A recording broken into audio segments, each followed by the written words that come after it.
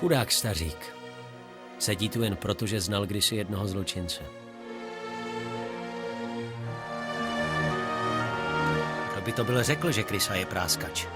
To, že je Krysa práskač, bych poznal i se zavázanýma očima.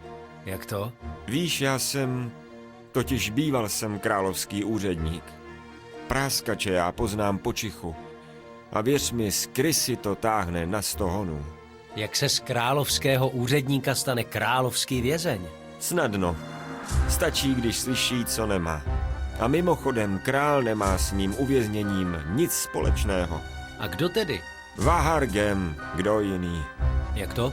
Víš, jednou jsem náhodou vyslechl rozhovor mezi Vahargemem a někým dalším. Plánovali odstranění mágů. Kdo byl ten druhý? Nevím. Neviděl jsem ho, vím jenom, že mluvil tiše a studeně. Až mi z toho běhal mráz po zádech. Myslím, že je to nějaký tajný Vahargemův rádce. Tak rádce říkáš. No, zajímavé.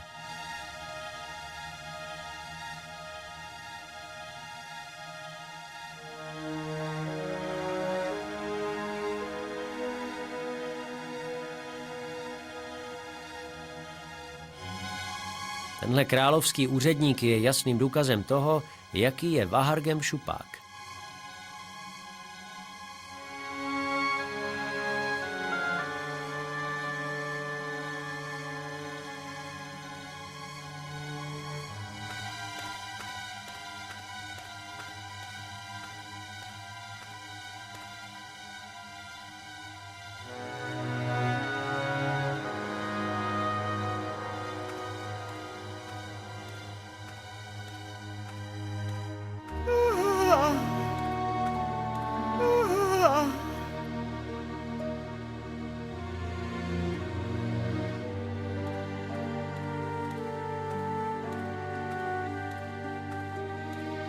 Nic.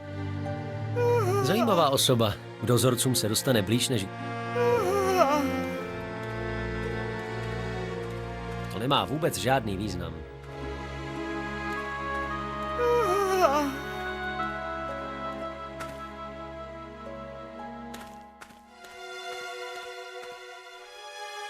Kdo by to byl řekl, že je to taková Krysa? Svojí přezdívce tedy ostudu nedělá. Měl bych se ho nějak zbavit.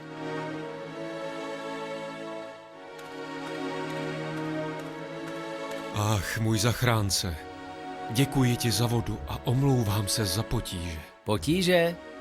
To slovo to vůbec nevystihuje. Vždyť jsem v té díře málem skapal. To je mi moc líto, opravdu. Vlastně jsme na to doplatili oba. Za to, že jsem od tebe tu vodu přijal, mi dali dalších 5 dní v kleci. A proč tě vlastně zavřeli? Jestli dovolíš, raději bych o tom teď nemluvil. Aha, chápu. To nemá smysl, když je na blízku Krysa.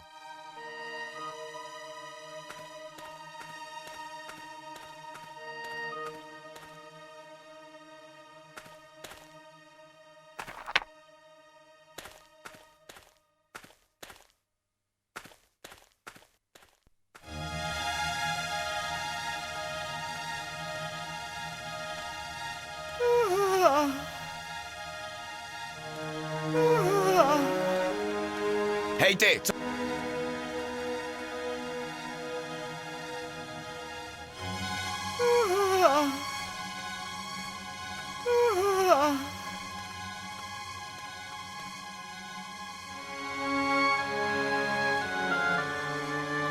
Hej ty!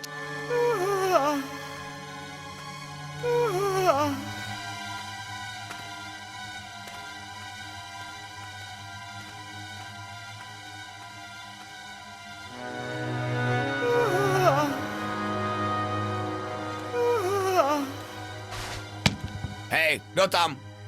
Vylez, pachouku, nebo si tam pro tebe dojdu. Jak chceš.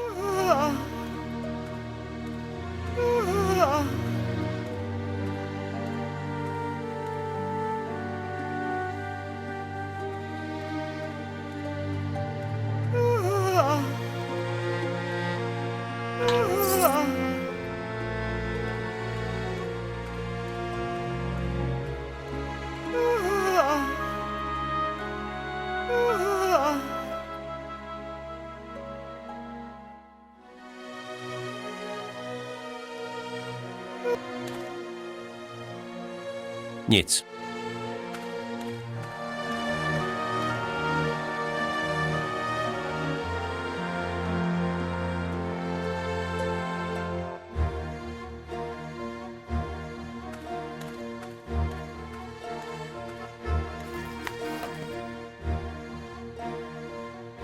Kdo by to byl řekl, že... Nic. Do pytle jsem vložil pečík. To se bude krysa divit.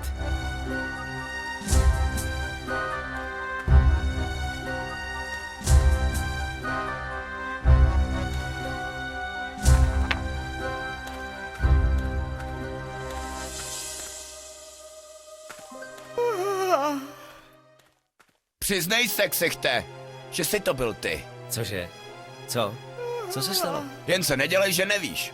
Měl jsi hlad, co? Žízeň si uspláchnul a teď si dostal chuť na pečínku, viď? Já? To bych musel být blázen. Sotva jsem se dostal z díry. Nevymlouvej se. Kdo jiný by to byl? To ty se tady pořád motáš. Já to tedy určitě nebyl. Vždyť si mě prohledejte. A když už budete v tom, tak si prohledejte taky krysu. Toho jsem tu totiž taky viděl. O co se to snažíš? Proč by to krysa dělal? Vždyť je to, chci říct, Ano. teda jestli to ten zmetek šlohnul, tak pojď za mnou.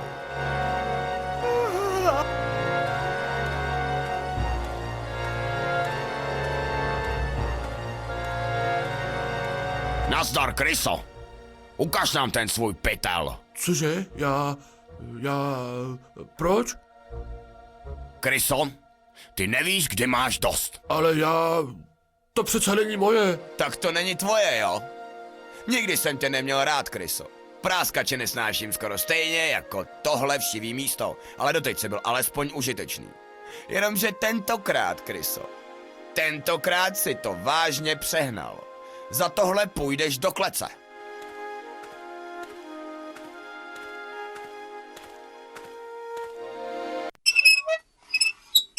Padej.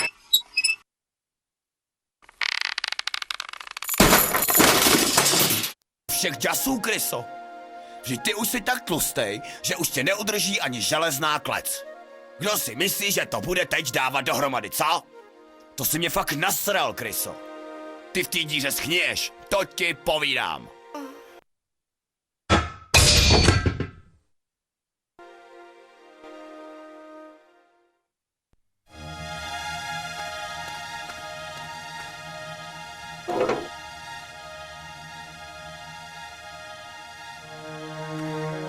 Tak už je ten zmetek v díře, kam patří. Skvělé. I když pochybuji, že nám to nějak pomůže. Nepomůže. Ale jeden má určitý pocit zadosti učinění. Když myslíš, Jasně, že myslím. Takže za co tě vlastně zavřeli do klece? jsem druid. Druid? To je úžasné. V životě jsem se s žádným druidem nesetkal. I když na škole se na hodinách alternativní magie profesor o druidech zmiňoval. Alternativní magie. To je hezký výraz. A čím jsi se tedy provinil? Neříkej, že tě zavřeli do klece jen za to, že jsi druid? Ale ano, přesně tak to bylo. Tomu nerozumím. Proč? Je to stále týž důvod.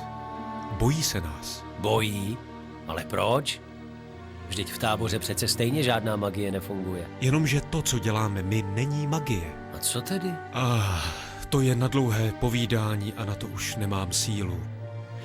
Ale řekněme, že slovo, které by to docela vystihovalo, zní porozumění. Porozumění. Porozumění přírodě. Porozumění jejím zákonům. Naslouchání a úcta ke všemu živému. Úcta k životní cestě. A to jednak k té svojí, tak i k životním cestám těch druhých. A čeho se na tom bojí? Jejich vědomosti o druidech jsou velmi omezené. Zřejmě se obávají, abych si nepřivolal orla a neuletěl na jeho křídlech.